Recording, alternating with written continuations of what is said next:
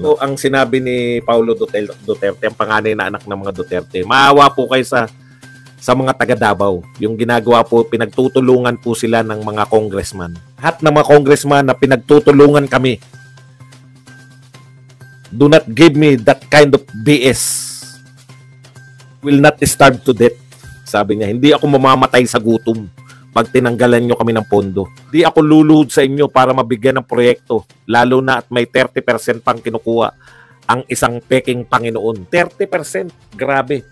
Sino kaya tong peking Panginoon na kumukuha ng 30% sa kada proyekto? If you take my budget away, ang kawawa, yung mga Davaoeños na bumoto kay PBBM. Masakit po itong sinabi, no? Ang kinakawawa ninyo sa pagtatanggal nyo ng pondo, yung mga Davaoeños na bumoto kay Pangulong Marcos. Pinakmukha sa inyo na yung buong Davao bumoto dyan kay Pangulong Marcos. Panganay na anak, no, si Paulo Duterte. Pumalag na po ang panganay na anak ng ating Pangulong Duterte. Dating Pangulo pala, dahil po sa ginagawa sa kanilang mga taga Davao, no? O partikular sa pamilyang Duterte, yung tuloy-tuloy po, walang humpay na panggigipit ang ginagawa po nitong mga congressman. Congressman na naman. Okay, sa pamumuno ng alam niyo na kung sino. Okay? Inilantad po ni Paulo Duterte ito pong People's Initiative na sinisimula na po ng mga nitong Migs Nograles sa Davao mismo. Tsaka marami pa po siya yung pagbabawas po ng budget. No? So, ang sinabi ni Paulo Duterte, ang panganay na anak ng mga Duterte, maawa po kayo sa mga taga Davao. Yung ginagawa po, pinagtutulungan po sila ng mga congressman. This so-called People's Initiative for Charter Change is nothing but pure PI. No? People's Initiative, nothing but pure PI. Alam niyo na ibig sabihin ng PI na yan. I was informed that PBA Party List Representative Margarita Nograles is spearheading the PI movement in Davao City. Grabe, no? Ang lakas ng loob ni Nograles, no? Dahil alam nila na hindi kikilo ang mga Davaoeño. Si Nograles yung pinakilos. Yung mga congressman ng Davao, hindi. Yung PBA party list, kaya dapat tanggalin na yung mga party list na yan. Hindi nyo po ba napupuna? Panay party list po yung ginagamit nila laban po sa mga Duterte. Sila Franz Castro. Kasi wala po silang constituents. Hindi po ba? Yung party list din yata yun. I am against this people's initiative as this is the people's voice. But the voice of as this is not the people's voice, but the voice of few who wanted to perpetuate themselves in power. No? Hindi naman totoo na ito po ay people's voice, kundi ito po ay boses lang ng iilan, sabi ni Paulo Duterte. I also like to inform all Davaoeños, most especially in my district, that the House leadership has taken out 2 billion from your NEP budget for the district and left only a measly 500 million for Davaoeños this year. Tinanggalan po sila ng pondo ng 2 billion. Grabe, no? Ang hirap po maging Duterte, no? Pinag-initan po siya. Kaya po, ito po paliwanag ni Paulo Duterte bakit ngayon lang siya nagsalita. To all congressman, ito muna, no? Lahat ng mga congressman na pinagtutulungan kami, do not give me that kind of BS. Will not starve to death. Sabi niya, hindi ako mamamatay sa gutom pag tinanggalan nyo kami ng pondo. If you take my budget away, ang kawawa, yung mga Davaoeños na bumoto kay PBBM. Masakit po itong sinabi, no? Ang kinakawawa ninyo sa pagtatanggal nyo ng pondo, yung mga Davaoeños na bumoto kay Pangulong Marcos. Pinakmukha sa inyo na yung buong Davao bumoto dyan kay Pangulong Marcos. Diba?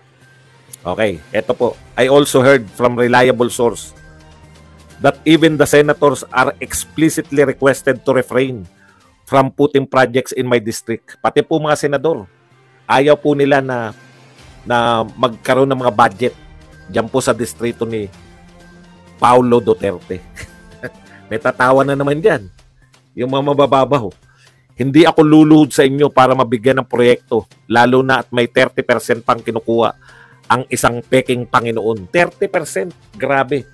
Sino kaya tong peking Panginoon na kumukuha ng 30% sa kada proyekto? Ayan, na-expose na po kayo.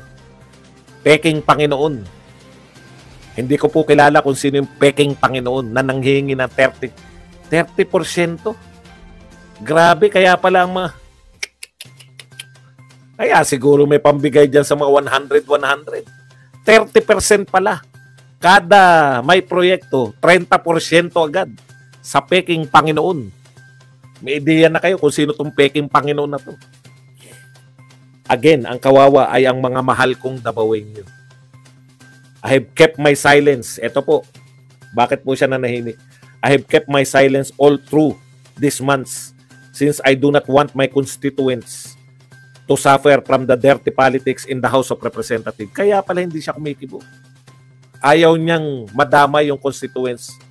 Matanggalan sila ng pondo. Pero ganun pa man, dahil siya ay Duterte, tinanggalan pa rin ng pondo ng House of Representatives, ng mga BS, ng mga congressman na sunod-sunuran sa peking Panginoon.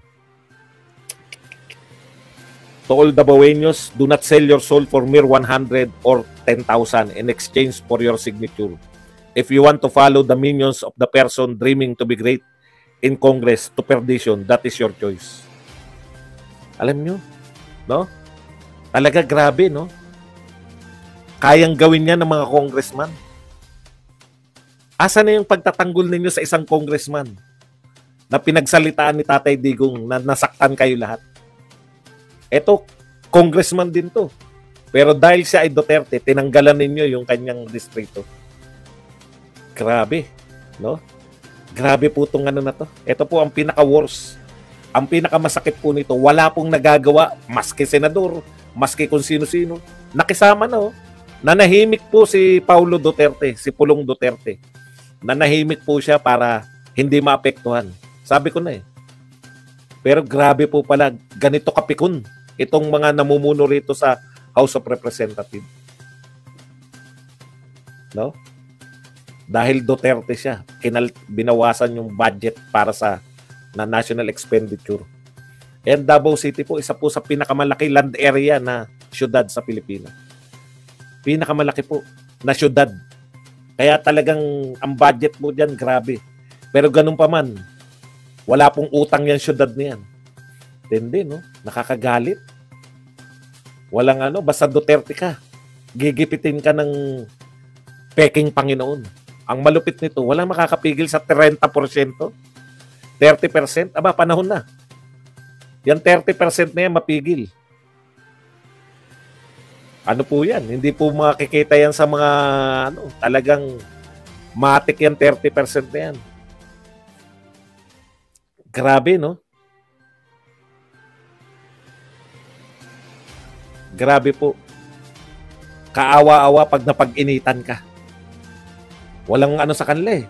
Talagang, yan talaga yung ayon kay Pangulong Duterte, di ba sinabi niya yan nung sa gikan sa masa? Kaya pala tinanggal na yung gikan sa masa eh. Ang sinabi niya po yan eh. Sabi niya, pag itong Romualdez at Marcos nakatikim ng kapangyarihan para na silang mga Panginoon, nakaka-over, hindi mo, parang hindi ka makakapagtimpi sa ginagawa nila, no?